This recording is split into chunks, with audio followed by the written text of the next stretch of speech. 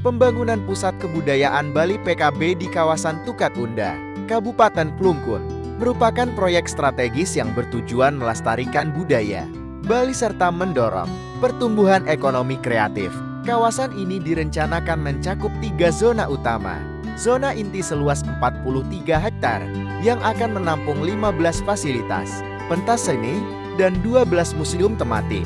Zona penunjang seluas 128 hektar direncanakan untuk berbagai fasilitas komersial seperti hotel, restoran, pusat konvensi, pusat perbelanjaan, dan fasilitas lainnya.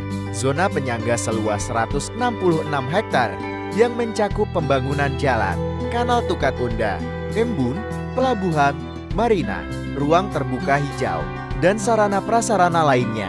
Sebelum pembangunan fasilitas utama, dilakukan normalisasi Tukat Unda untuk pengendalian banjir dan penataan kawasan.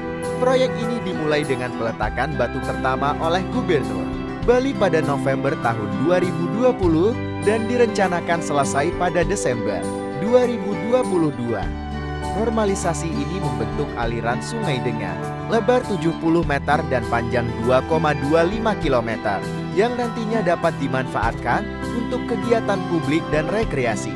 Salah satu elemen penting dalam kawasan PKB adalah pembangunan embung Tukat Unda yang berfungsi sebagai penyediaan air dan area rekreasi air bagi masyarakat. Pembangunan embung ini telah rampung dan diharapkan menjadi daya tarik wisata baru di kawasan tersebut. Proyek PKB diharapkan menjadi aset strategis bagi Bali, tidak hanya sebagai pusat kebudayaan, tetapi juga sebagai pendorong pertumbuhan ekonomi dan pariwisata di wilayah Bali bagian timur.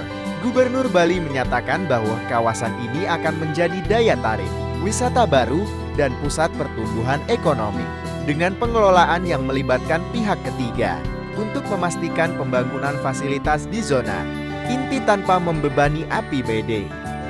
Meskipun proyek ini mendapat dukungan luas, terdapat pula pandangan kritis mengenai pelaksanaannya.